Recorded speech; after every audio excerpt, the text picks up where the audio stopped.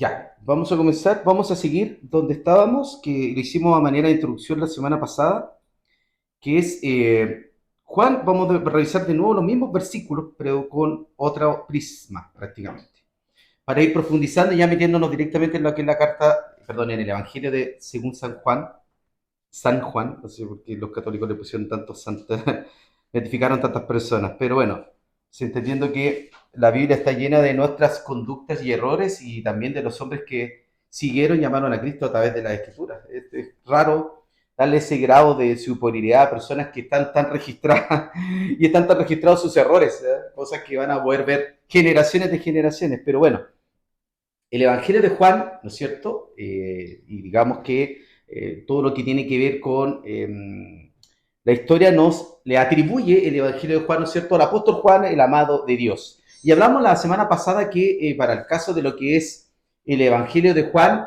el Evangelio, ¿no es cierto?, estaba narrado con un versículo que era bastante potente desde el punto de vista filosófico para los griegos, de lo cual era la palabra verbo, que era el griego logos, ¿no es cierto?, y que para los griegos era una palabra discursiva, hablada o escrita, una razón, un principio racional y la explicación del orden, pero en la filosofía griega también hablaba de algo impersonal, una fuerza flotante que andaba por ahí, ¿no es cierto?, dando vueltas como lo cree el panteísmo en las plantas, en las flores, era una fuerza, ¿no es cierto?, que daba orden, principio, explicación y orden, pero no tenía, ¿no es cierto?, no era personal, era algo impersonal. ¿No es cierto? Que estudiamos que en Heráclito, ¿no es cierto? Siglo sexto antes de Cristo, ¿no es cierto? El logos era la ley universal que gobierna el cosmos. Por tanto, también había algo importante en lo que tenía que ver con lo que quería explicar el apóstol, que era lo que Jesús era en el principio, era algo increado, que era Dios, el que gobierna el cosmos, el que todo lo cambia. Pero el logo al mismo tiempo, que cambia todo, no cambia en sí mismo. El objetivo de Heráclito, ¿no es cierto?, era presentar al cosmos y al logos como algo, ¿no es cierto?, objetivo eterno y racional. Entonces es súper importante entender que el objetivo de la comunicación del apóstol Juan para los griegos de la época era presentar a Jesús como el verbo, como el logos, que ellos, digamos, era una explicación más o menos que ellos conocían, pero rompiendo varios paradigmas importantes, varios pilares de lo que era para ellos un logos. Primero, ¿no es cierto?, que era algo personal, que era Dios en forma de carne, ¿no es cierto?, en medio de la gente, en medio del pueblo mismo de Israel y de los griegos. Esto va dirigido tanto a griegos como a judíos. Hay pasajes muy específicos donde Juan narra costumbres judías muy importantes y con esto queda claro que finalmente el evangelio de Juan iba directamente dirigido a los judíos tanto como a los griegos. Claramente tiene esta función inicial, porque hay que entender que el judaísmo ya era bastante influenciado por el helenismo de la época, ya estaba helenizado. Por tanto, el griego era su idioma universal. Muchos que dicen por ahí que la Biblia debería ser traducida al hebreo, eso es una locura, porque finalmente todo lo que tenemos viene finalmente del griego. Ya la tradición nos muestra así y nos muestra a través del tiempo y todos los descubrimientos que se han hecho del formato arqueológico que la Biblia y el Nuevo Testamento que nosotros conocemos viene del griego koiné. ¿Ya? Ese es el origen de la escritura que nosotros conocemos. En el arameo muy poquitas cosas, en muy poquitas cosas. También hay una versión bastante complicada de la Biblia que tuve en algún momento, que venía de una versión aramea, pero es raro porque eso no tiene sustento, digamos, arqueológico. ¿Ya? Es lo mismo que pasa con las traducciones que tienen adventistas, testigos de Jehová, por ahí que los adventistas traducen y modifican un poquito la Reina Valera, los testigos de Jehová ya con una cuestión, una traducción totalmente de ellos, de traductores y transliteradores anónimos, lo cual es bastante llamativo, ¿eh?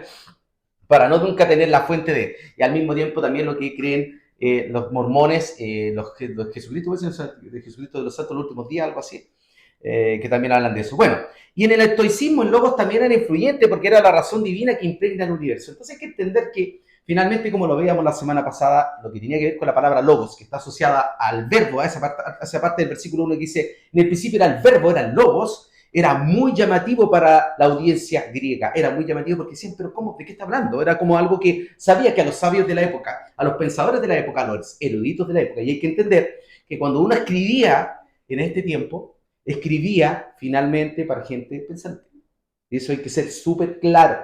El Señor cuando utilizó las escrituras en el principio de la época, en el principio de lo que va a ser la evangelización del mundo, en las cartas era para gente que podía leer. Y hay que entender que eso no era universal dentro del mundo que vivían los apóstoles. Eso es súper importante. Hoy día la gente lo llama, critica, busca contradicciones de la escritura, sobre todo cuando quieren poner los 4 evangelios en línea, los sinópticos, que nosotros lo veíamos, ¿no es cierto?, la semana pasada, que son una hipnosis de la vida de Jesús, porque acortan, ¿no es cierto?, los hechos, digamos, por así decirlo, humanos del Señor Jesucristo en la tierra. Su nacimiento, su, ¿no es cierto?, dónde estuvo, nombra los lugares, etcétera, etcétera, etcétera, porque finalmente es algo que tiene que ver con su genealogía, etcétera, que tiene que ver con el aspecto humano, físico y histórico de Jesús.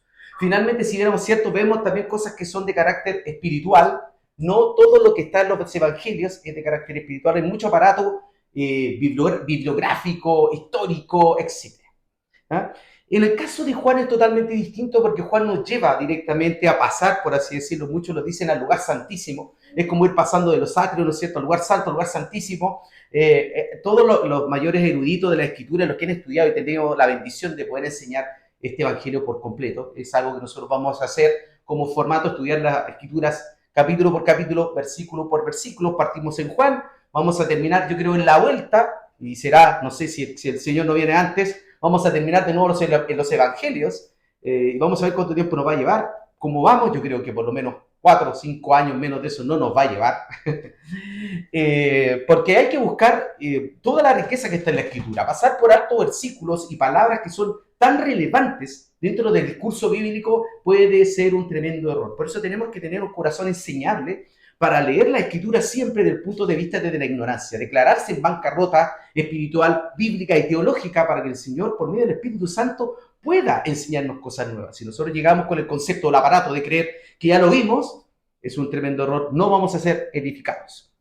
¿No es cierto? Vamos, ¿no es cierto?, que en el concepto del judaísmo helenista, por ejemplo, en el filósofo Filón de Alejandría, en el siglo I, Logos es el mediador entre Dios trascendente y el mundo. Ojo que recordemos que lo vimos la semana pasada, que Juan fue el último evangelio en ser escrito, ¿ya? O sea, Juan ya tenía las versiones de Mateo, Marcos y Lucas. Él claramente le da otra visión a propósito y busca llevar a Cristo ya como Dios, no solamente como esta persona que vivió, murió, que fue bueno, que hizo obras, que era un sabio de la época, como muchas culturas lo hacen, ¿ah? Hay que recordar que tanto el musulmán, el budista, etcétera, muchas culturas, la cultura etíopes, que son paganistas también, algunas de ellas, que abusan mucho del paganismo, todas tienen a Jesucristo como un personaje importante y un profeta muy relevante de la época. Esto no es exclusivo del cristianismo. Entonces, cuando lo vemos así, entendemos que lo que busca como audiencia el apóstol Juan es mucho más amplio y busca ir a ellos, a decirle, bueno, ustedes creen en esto, ¿no es cierto?, en el Logos. Bueno, este Logos es Cristo y caminó entre nosotros. Esto lo vimos la semana pasada también, que tiene que ver, ¿no es cierto?, con la palabra del hebreo que es dabar, que la encontramos en el Antiguo Testamento, y que significa palabra hablada, que es algo muy bueno, porque desde ahí viene como ellos le pusieron en el griego koiné la palabra logos, que viene de la palabra dabar en hebreo, que significa una palabra hablada, hecha, una acción. Y esto lo vamos a ver y ahora nos vamos a meter directamente en lo que es la escritura. Vamos a ir con el primer versículo, que es Génesis 1.1. Génesis 1.1, que es, ¿no es cierto?, el principio de todo. Y aquí es algo, ¿no es cierto?, que está estrictamente relacionado con el Evangelio de Juan, capítulo 1, versículo 1, y también con lo que es Primera de Juan. Aquí también hay una digamos, un resorte importante en lo que es buscar en esto todo lo que es, digamos, el espectro completo que nos quiere comunicar el apóstol. Y en ese sentido, vamos a ir a Génesis 1.1, que dice, en el principio creó Dios los cielos y la tierra. En el principio. Pero entendemos que en el griego koiné no existían los artículos de manera en él. Por tanto, lo que quería decir realmente la escritura, tanto en hebreo como en griego, era en un principio. Y en un principio es el único principio. ¿Qué quiere extender y entender el apóstol y comunicarnos a nosotros por medio de ese versículo? Es en un principio, o sea, lo trascendente del tiempo que era Cristo, lo increado que era. Porque en un principio, desde el principio, no en el principio, porque en el principio nosotros automáticamente de una manera natural tendemos a transportarlo a Génesis.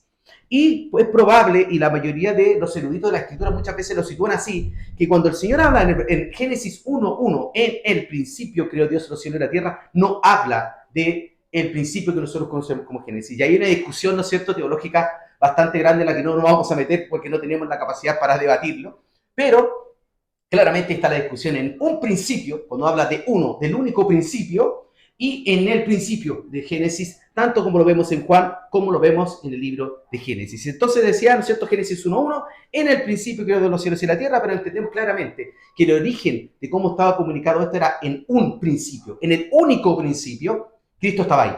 Entonces vamos después a Juan, Evangelio de Juan capítulo 1, y lo vemos relativamente transliterado, ¿no es cierto?, en estas palabras que dice, en el principio era el verbo. Entonces, ¿cuál debería ser la traducción original y más concreta o más fiel a lo que venía del griego koiné? Debe ser en un principio. Lo mismo que decía Génesis, en un principio era el verbo. Desde el principio, en el único principio ya era el verbo. Y el verbo era con Dios y el verbo era Dios, atribuyéndole directamente la atribución de creación al Hijo. Y ahí está donde la deidad de Cristo se hace palpable y realista para los oyentes de la época, donde vemos que claramente el judío helenista y el griego entendían claramente que le estaba diciendo el Logos, que ustedes tienen como esencia, eso que ustedes tienen en su ADN, que los llama, ¿no es cierto?, a creer en algo superior, este es Cristo. Eso es lo que quería decir directamente el apóstol Juan a los griegos y a los sabios de la época, y vemos realmente un paradigma gigante que para ellos es chocante,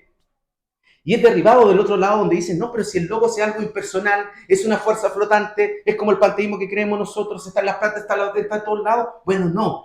Él era Cristo, se hizo, ¿no es cierto?, hombre, se hizo carne y habitó entre nosotros. Versículo número 2 del Evangelio de Juan dice, este era en el principio con Dios.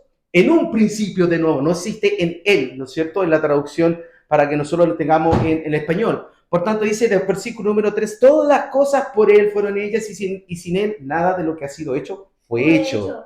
En él estaba la vida y la vida era la luz de los hombres, la luz de las tinieblas resplandece y las tinieblas no prevalecieron contra ella. Entonces entendemos finalmente que la atribución creacionista que le da Juan al Señor Jesucristo rompe, ¿no es cierto?, el paradigma que ellos tenían o las bases que ellos tenían con respecto a lo que eran logos, y eso genera, ¿no es cierto?, este choque intelectual entre los de la época. Y insistimos, hay que insistir. A veces pasamos por alto, porque hoy día el analfabetismo en nuestra época casi no existe, pero hay que entender que esto era muy estratégico, y el Señor siempre cuando nos llama a hacer algo, pone en nosotros una estrategia. Y en este sentido el apóstol Juan va directo a los griegos helenistas y a los judíos helenistas de la época, rompe, ¿no es cierto?, el concepto que ellos tenían de logos, y mete a Cristo de por medio, llamándolos a ellos después a ser precursores y predicadores del Evangelio. Y esto lo podemos ver después en Primera de Juan, versículo 1 en adelante. Y aquí la traducción me gusta un poquito más porque es más fiel de repente a lo que quiere decir la escritura en la versión de Reina Valera. La verdad es que he intentado cambiarme de versión varias veces, pero no he podido. Estoy más cerca de los 45 que de bajar de los que están más abajo de los 40, entonces ya después de 40 años de haber leído la Reina Valera, ya es muy difícil cambiarse de versión. Lo he intentado, pero no he podido. Todo me suena raro. Pero bueno, igual siempre consultar las otras versiones para que podamos entender lo que el Señor quiere decir. Y sobre todo ir a las fuentes, digamos, reales de lo que fue lo que quería comunicar, ¿no es cierto?, la persona que está comunicando en su idioma original. Es súper bueno verlo para entender y tener una visión más amplia de lo que Dios quiere decir. Entonces, en Primera de Juan, versículo 1, dice, lo que era desde el principio. Y ahí está mucho mejor dicho. ¿Ah? Ya vemos lo que decía, en el principio creó Dios los cielos y la tierra, en el principio era el verbo, pero acá ya en la carta, ¿no es cierto?, de Juan, en Primera de Juan, versículo 1, dice, lo que era desde el principio. O sea que aquí ya nos fija en la eternidad. Y es algo que tenemos que entender y tener súper claro de lo que nos quiere comunicar el apóstol Juan en el Evangelio de Juan, ¿no es cierto? Y aquí también reafirma, porque él ya tiene un público cautivo. Cuando uno hace un mensaje, ¿no es cierto?, y uno comunica algo, generalmente va a haber gente que se va a querer seguir empapando o va a querer seguir averiguando, o por lo menos copuchenteando lo que uno está diciendo. Ya había un público cautivo. Entonces ahora Juan en su carta lo reafirma y dice, lo que era desde el principio, lo que hemos visto y oído, ¿no es cierto?, lo que hemos visto con nuestros ojos, lo atribuye a la figura carne, ¿no es cierto?, física en la tierra, lo que hemos visto con nuestros ojos, lo que hemos contemplado, ¿no es cierto?, lo que hemos visto hacer por medio de este verbo encarnado, y palparon nuestras manos, y esto es súper importante, tocante al verbo de vida, porque la vida fue manifestada y la hemos visto y testificamos y anunciamos la vida eterna, la cual estaba con el Padre y se nos manifestó. ¿Por qué dice y palparon nuestras manos tocante al verbo de vida? Porque estuvieron con él. Y acá todos, muchos atribuyen esto de que palparon nuestras manos, lo hablan y lo llevan al episodio con Tomás, ¿no es cierto? Cuando Tomás le dice, el Señor le dice, mete la mano a mi costado, mete la mano a mi costado para que veas que soy yo. ¿Y qué fue el cambio de Tomás, no es cierto? Mi Señor, le dijo Señor, le dijo mi Señor. Ya no Tomás cambió su perspectiva, dijo, el Señor le dijo, son más bien aventurados, ¿no es cierto?, los que no vieron y creyeron. Pero, ojo, que claramente hay unos propósitos gigantescos y el Señor muchas veces se provee de estas cosas con nosotros en nuestra carnalidad, la pasa por alto y nos permite vivir estas circunstancias. Finalmente, el Señor es así. No sé si para los que han visto The Chosen, la cuestión es súper llamativa cómo ponen ese periodo de Tomás, cuando se le muere la prometida y empieza a entrar en este conflicto, a dudar finalmente de lo que era el Señor. Y es súper interesante, es súper interesante. Creo que esa libertad creativa que tiene, porque sabemos que eso no es bíblico, es súper potente, porque vamos viendo cómo también nosotros transitamos muchas veces en eso. Lo vamos a ver en el Evangelio de Juan también, cuando Juan es apresado, ¿no es cierto? Inclusive los mismos discípulos de Juan le dicen a Juan el Bautista, porque después vamos a entrar en esa parte, ¿no es cierto? Cuando Juan el Bautista, porque así se introduce el Evangelio de Juan, hablando Juan, ¿no es cierto?, del Señor, que era quien él preparaba el camino del Señor, le dicen, oye, ahora el que estaba contigo bautiza y todos van a él. O sea, como que le dicen un poquito, oye, te está robando a la gente. Y ¿no es cierto?, Juan el Bautista le dice, es necesario que él crezca y que yo mengüe, ¿no es cierto? Es importante ver cómo el Señor siempre se provee de cosas para nuestro fortalecimiento de la fe, inclusive en las situaciones que no podemos comprender. Y vamos hablando, entonces, ¿no es cierto? Vamos avanzando en lo que es Juan y vamos a entender un poquito con respecto a cuál es el propósito del libro. Y el propósito del libro está bien claro en Juan capítulo 20, versículos 30 y 31. Vamos a leer los dos.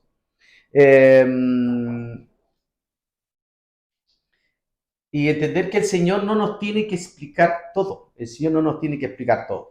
Y dice el Evangelio, ¿no es cierto?, de Juan, capítulo 20, versículo 30 y 31. Dice, hizo además Jesús otras señales en presencia de sus discípulos, las cuales no están escritas en este libro. ¿No es cierto? Pero ¿cuál es el propósito del libro? Dice, pero estas cosas han sido escritas para que creáis que Jesús es el Cristo. Y aquí reafirma lo que estábamos viendo al principio. ¿Cuál es la idea con toda esta intro, este prólogo de Juan? El principio del verbo dice, ¿para qué es esto?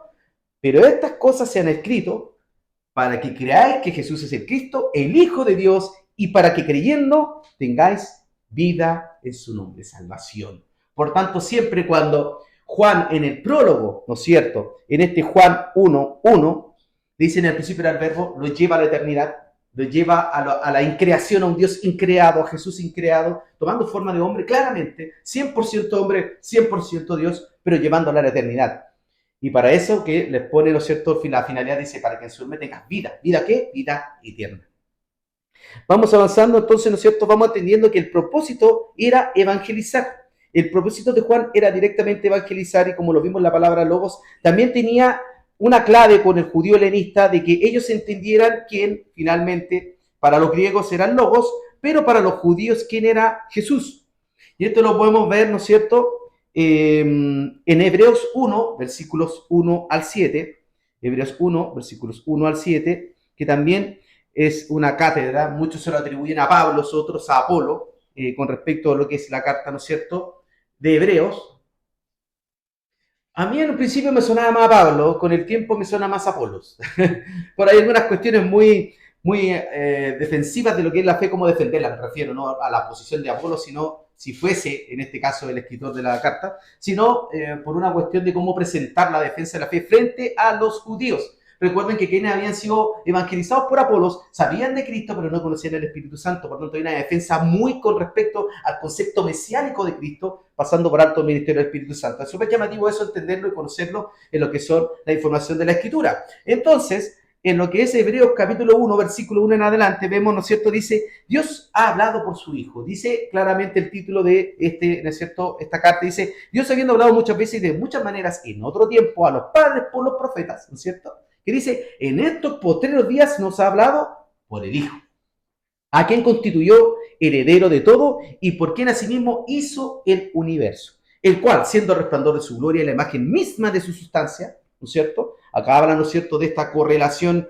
espiritual y tan inmensa y tan soberana que nosotros no podemos 100% entender que es la Trinidad, ¿no es cierto?, de Padre, Hijo y Espíritu Santo, y quien sustenta todas las cosas con la palabra de su poder, habiendo efectuado la purificación de nuestros pecados por medio de sí mismo, o sea, por medio de sí mismo en Cristo, ¿no es cierto?, viniendo a la tierra para hacer el sacrificio perfecto, se sentó a la diestra de la majestad en las alturas, de hecho tanto superior a los ángeles, cuanto heredó más excelente nombre que ellos. Acá lo que viene a hacer, ¿no es cierto?, Juan viene a presentarles ahora a los judíos helenistas, que ya también tenían el concepto logos, presentarle a Cristo como Dios, como un miembro absoluto, claro, de la Trinidad. Obviamente para los judíos hay que entender que todo esto era nuevo y les sonaba muy chocante. Es decir, ahora Dios no es uno, son tres, no, no son tres, es uno. Y ese concepto y ese llamativo ejemplo de lo que era Padre, Hijo, Espíritu Santo, su espíritu, y finalmente los judíos, los judaizantes, hay una cuestión que tienen bien chocante con respecto a eso, ellos lo ven como una fuerza impersonal, casi muy parecido a lo como ven los testigos de Jehová, que también ven a Cristo como una creación menor, y claramente ahí está el pecado del hombre, ¿no es cierto? No reconocer a Cristo como Dios. Y aquí, por eso que el llamado de Juan frente a esta cultura tanto helenista como griega, como judía, era que ellos se entendieran que esta fuerza cósmica, esto que habita en los cielos, esto que creó todo perfecto, esto que sostiene todas las cosas, era Jesús.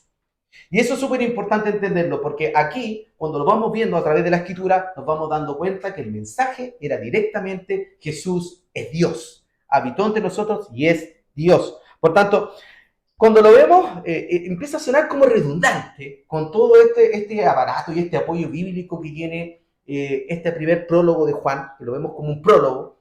Finalmente es así. Claramente estos primeros 5 versículos abordan todo el concepto de lo que vamos a ver en el Evangelio de Juan, que es potentísimo. Creo que los tres primeros capítulos es muy difícil salir rápido de ellos.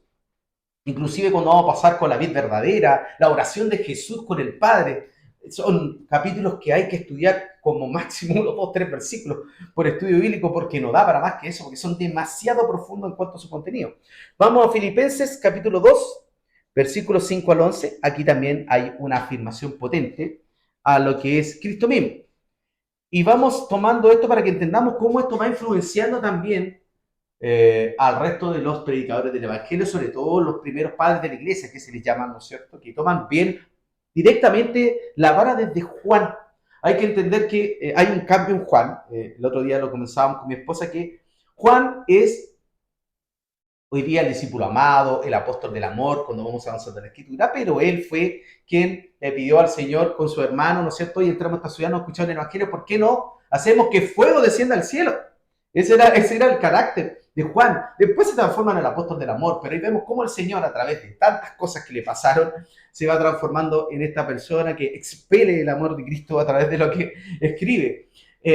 Al mismo tiempo, se dice que su mamá Salomé era posiblemente prima de María, ¿no es cierto?, la madre de Jesús. Por tanto, por eso esta atribución tan llamativa de pescar al Señor, sentarlo y decirle, oye, quiero que mi hijo se siente uno a la derecha y uno a la izquierda, porque tendría que haber habido un parentesco entre ellos como familia, y el nepotismo no es solamente esta época, como lo vemos finalmente, sino es algo que ha existido a través de todas las eras, y le dice, oye, pucha, asegúrame a los cabros, ¿eh? Entonces, vamos al versículo Filipenses 2, del 5 en adelante, y acá el apóstol Pablo de nuevo reafirma lo mismo que decía el apóstol. A mí me encanta el apóstol Juan. Y a mí me encanta cuando la escritura sostiene a la escritura. Y no empezamos a buscar pasajes muy rebuscados para crear nuevas doctrinas, que pasan mucho con la teología liberal, que generan muchas doctrinas con cuestiones muy, muy puntuales. Y hay que entender que finalmente hay que entender que el Señor utiliza ciertas cosas para ciertas épocas. Se los voy a dejar ahí dando bote para que lo piensen. Con respecto a los demonios, ustedes tienen que darse cuenta que los demonios aparecen solamente en el Evangelio del Testamento y en el libro prácticamente de Hechos. Después ya el tema demonios, si bien es cierto, la escritura empieza a decir que no tenemos lucha contra sangre ni carne, pero vemos cómo también esa demonología, como aparece en esa época y funcionaba en esa época contra el ser humano, es bien como de la época. Hay que entenderlo y cómo funciona en este tiempo. O sea, ahí se los voy a dejar para que tengan tema para cabecearse en la semana.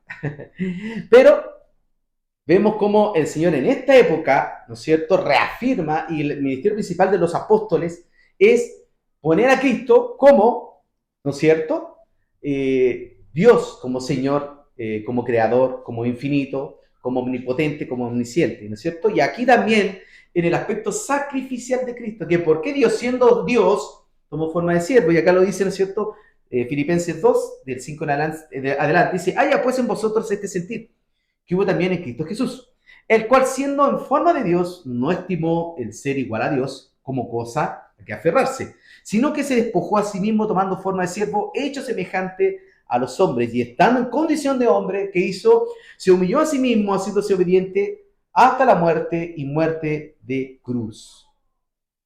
Cuando vemos esto, vemos que el Señor finalmente en su creación, Él no necesita la creación, hay que entenderlo finalmente. Dios se glorió a sí mismo a través de la creación y nos creó para su gloria, para su honra, para deleitarse en nosotros. Por tanto, hay que entender cómo Dios mismo, en medio de la creación, muestra la oportunidad de la redención por medio de Cristo, ¿no es cierto? Lo vamos a ver después, en la otra semana, en los versículos que vienen del 6 al 13, cómo el pueblo judío, ¿no es cierto?, rechaza finalmente al Señor, ¿no es cierto? Porque dice, a lo suyo vino, pero lo suyo vino es todo, a lo suyo, a la creación, a todo lo que está ahí, porque de Jehová es la tierra es su plenitud del mundo y los que en él habitan, ¿no es cierto? Lo suyo vino, más los suyos, dice, no lo recibieron, que tiene que ver con el pueblo de Israel, con su familia, etcétera. Recordemos que aún, dice los evangelios, que ni aún su familia ni sus hermanos no creían en él. Era como, ya, pues tírate un milagrito para creerte, una cosa así. Entonces, ojo, y vamos entendiendo que la escritura va reforzando siempre las bases apostólicas de la fe. Y por eso es súper importante entender que la Biblia, en su mayoría, el mensaje principal en lo que son los evangelios y en las cartas, es poner a Cristo como Dios. Y es algo que era romper con el concepto judaizante que tenía, ¿no es cierto?, la cultura de la época, y los helenistas, que eran, ¿no es cierto?, panteístas, con respecto a lo que era Dios. Dios uno, trino uno, ¿no es cierto? Entonces vamos viendo versículo, vamos a volver a Juan, capítulo 1, versículo 4 y 5, ¿no es cierto? Y aquí va a haber un concepto que vamos a ver potentemente trabajado a través del libro de Juan, que tienen que ver con estas palabras. Vamos a ver el concepto vida a través de lo que es el Evangelio de Juan. Vamos a ver el concepto luz a través del concepto de Juan, ¿no es cierto? Potentemente desarrollado esto. Por tanto, este prólogo habla de muchas cosas, insisto, de cosas que se van a desarrollar en el futuro de manera mucho más extendida. Versículo 4 dice, y en él estaba la vida, y la vida era la luz de los hombres. La luz en las tinieblas resplandece, y las tinieblas no prevalecieron contra ella. Y acá hay un adelanto de lo que va a ser, ¿no es cierto?, después la oración, ¿no es cierto?, de el Señor al Padre, cuando intercede por sus discípulos, que es finalmente una oración potente, con respecto a que, ¿no es cierto?, ponen los que están aquí, cuídalos, Señor, que ninguno se pierda, etcétera, ya lo vamos a ir viendo en el futuro. Y es potente como el Señor en esa oración, en el capítulo 17 de Juan, va a ir hablando de lo que tiene que ver que las tinieblas no van a poder prevalecer, ¿cierto? Porque ninguno, ¿no es cierto?, dice el Señor, que está en mí va a perderse. Que todos sean uno, ¿no es cierto? Le pide que sean uno, que, ¿no es cierto?, que te amen así como yo los he amado, que venzan al mundo, que no son del mundo, porque el mundo no ha conocido al Padre, etcétera. Todos estos conceptos van a irse desarrollando a través de lo que es el Evangelio de Juan, y vamos viendo cómo va reforzando, ¿no es cierto?, este prólogo que vamos viendo en los versículos 1 al 5. Por tanto, es súper importante siempre adentrarse y leerlo de manera un poquito más profunda y no tan superficialmente. Y vamos a terminar leyendo los dos primeros versículos de lo que vamos a leer la próxima semana, que van a ser de 6 al 13, que tienen que ver con el versículo 6 y del versículo 6 al 8, ¿ya? Del primer capítulo del Evangelio de Juan. Dice, un hombre enviado de Dios, el cual se llamaba Juan, y aquí está hablando de Juan el Bautista. Ojo, que es súper importante que el apóstol Juan, en el Evangelio de Juan, no se nombra el mismo como Juan, nunca. ¿Ya? Nombra a Juan, cuando habla de Juan el Bautista y a veces se ocupa la palabra Juan para hablar de los papás para el papá de Pedro. ¿Ya? A veces se ocupa para ocupar, digamos, para otra persona. No para hablar de él mismo. Cuando usa la palabra Juan, habla de otras personas. Cuando habla de sí mismo, habla como el discípulo amado, el discípulo que amaba al Señor. Dice entonces, versículo 6, hubo un hombre enviado de Dios, el cual se llamaba Juan. Este vino por testimonio, para que diese testimonio de la luz, a fin de que todos creyesen en él. Y versículo 8 decía, no era él la luz, hablando de Juan el Bautista, sino para que diese testimonio de la luz. ¿No es cierto? Entonces vamos a entender que en el prólogo, ¿no es cierto?, que vimos, ¿no es cierto?, en él estaba la vida y la vida era la luz de los hombres, la luz en las tinieblas resplandece y las tinieblas no resplandecieron contra ella. La palabra luz que vemos acá tiene que ver con la palabra fotosíntesis, ¿ya? Tiene que ver con la palabra fotosíntesis. Esta palabra luz en griego tiene que ver con la palabra fotosíntesis, que tiene que ver con vida, no solamente con algo que vemos para que la oscuridad